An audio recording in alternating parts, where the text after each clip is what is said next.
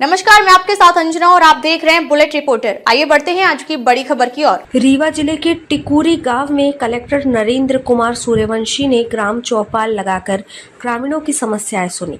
इस दौरान लापरवाही मिलने पर कई अधिकारियों को नोटिस और निलंबन के निर्देश दिए गए। कलेक्टर ने साफ कहा है कि ग्रामीणों को योजनाओं का लाभ गांव में ही मिलेगा और शिकायतों पर अब सख्त कार्रवाई होगी। देखिए ये रिपोर्ट।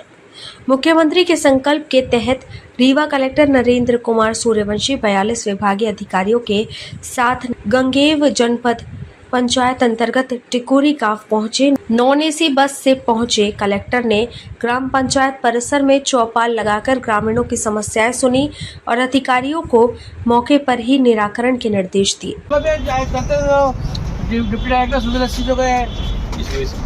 बैठ जाओ। काय सूचना पंचायत का डीटे का है।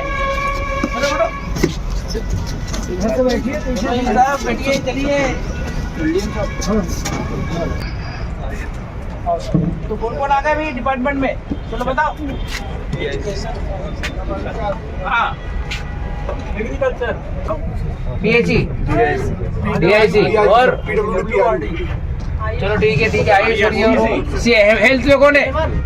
हेल्थ। चलो ठीक है सर, आ जाते हैं। दिला लिया ठीक है ठीक। सबसे आखिरी वाला गंगेव के पास, गंगेव के आगे जो है।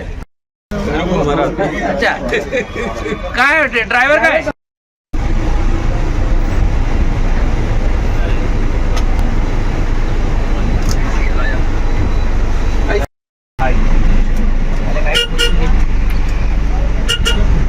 बस में कौन रहेगा?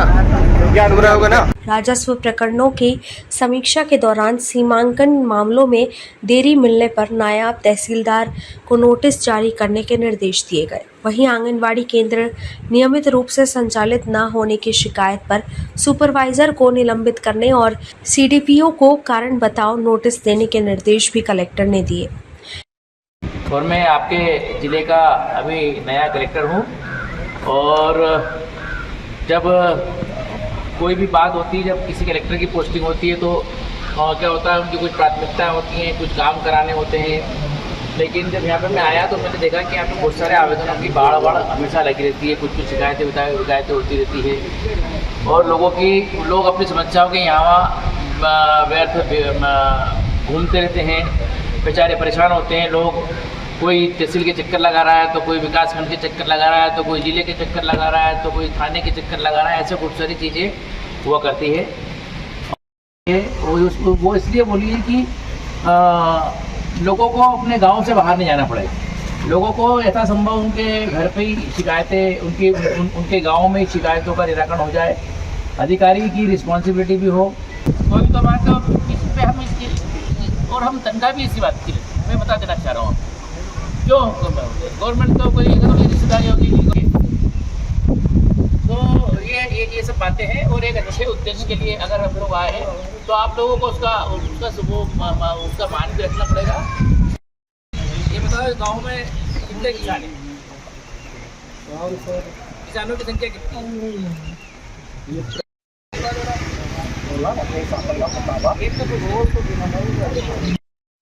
अगर किसी के पास रास्ता है और वो नया रास्ता मांग रहा है तो वो उसकी मैं गारंटी नहीं लेता हूँ। लेकिन किसी के पास रास्ता था, किसी ने बंद कर दिया है, वो दिलाने का मेरा दायित्व है। ट्रैक्टर लेके जाते हैं, भगा दिया जाता है सर। 2022 में सीमांकन करा कर रोक दिए रुपये फिर 24 में दिया, फिर नहीं हो पाया सर। वहाँ का रास्ता है, वहाँ पर कल्याण तक 18,000 की बस्ती है, छोटे से बड़े तक। पूरी पंचायत है और कबीला दोनों से जुड़े हैं। जलकर का आरोपण कीजिए, जलकर आरोपित करके इनको लीजिए, सब पैसे देंगे ये। ग्रामीणों ने रास्ता विवाद और सड़क संकरी होने की समस्या रखी, जिस पर कलेक्टर ने तत्काल विवाद निराकरण और सड़क चौड़ीकरण के निर्देश दिए। साथ ही अधिकारियों को गांव में शिविर लगाकर सभी विभागीय समस्याओं का समाधान करने के निर्देश भी दिए गए। प्रधानमंत्री आवास योजना के तहत निर्माण कार्य शुरू न करने वाले 2 हितग्राहियों के आवास निरस्त करने के निर्देश दिए गए। वहीं नल जल योजना में गड़बड़ी मिलने पर पीएचई के उपयंत्री और रोजगार सहायक को नोटिस जारी करने के निर्देश भी दिए गए। देखिए, जैसा आपको विदित है कि माननीय मुख्यमंत्री महोदय का बहुत कंसंट्रेशन है गांव के लोगों की समस्याओं का निराकरण हो, चाहे वो सीएम हेल्पलाइन हो, चाहे जन सुनवाई हो, चाहे रात्रि भ्रमण हो, चाहे गांवों में प्रत्यक्ष रूप से संपर्क करके लोगों से बात करने की हो।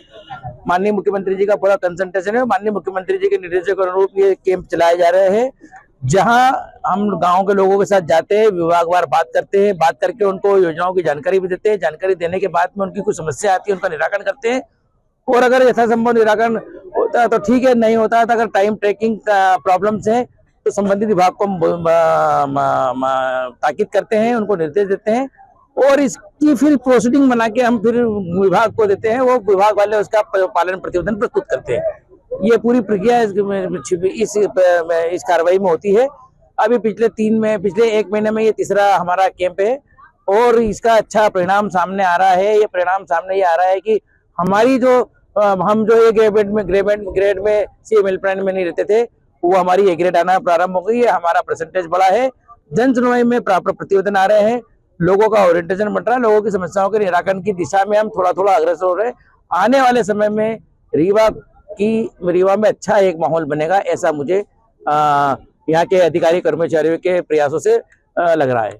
ये संदेश ये है कि आपको हर डिपार्टमेंट को काम करना है, एक दृष्टि से सबको देखना है, एक दृष्टि से मतलब जिसको बोलते हैं इंटीग्रेटेड एफर्ट्स करना है, समन्वित प्रयास करना है, संकलित प्रयास करना है, उस दिशा में आगे बढ़ना है ताकि किसी प्रकार का भटकाव ना हो।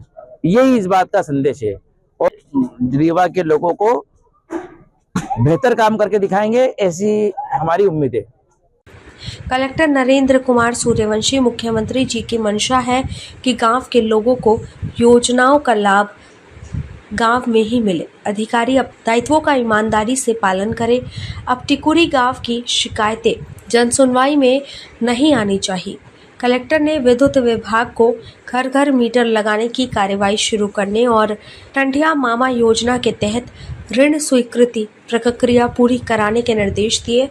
चौपाल में जिला पंचायत सीईओ मेहताब सिंह गुर्जर, जनपद सीईओ प्राची चतुर्वेदी सहित कई जिला और खंड स्तरीय अधिकारी मौजूद रहे। ग्रामीण चौपाल के जरिए प्रशासन गांवों तक पहुंचकर समस्याओं का समाधान करने का दावा कर रहा है। अब देखने वाली बात होगी कि अधिकारियों को दिए गए निर्देश जमीन पर कितनी तेजी से दिखाई देते हैं। बुलेट रिपोर्ट के लिए ब्यूरो रिपोर्ट, रीवा, मध्य प्रदेश। अब तक के लिए बस इतना ही, फिर मिलते हैं कुछ ऐसी ही बड़ी खबर के साथ। अब तक के लिए नमस्कार और देखते रहिए बुलेट रिपोर्टर। अगर आपको वीडियो पसंद आई हो तो लाइक करें व शेयर करें। ऐसे लेटेस्ट अपडेट पाने के लिए बेल आइकन प्रेस करना ना भूलें। अगर आप हमें फेसबुक या फिर इंस्टा के माध्यम से देख रहे हैं तो हमारे पेज को फॉलो जरूर करें। धन्यवाद। नए वीडियोस एवं ताज़ी खबरें मिलती रहें, इसके लिए हमारे चैनल को लाइक, शेयर और सब्सक्राइब करना ना भूलें।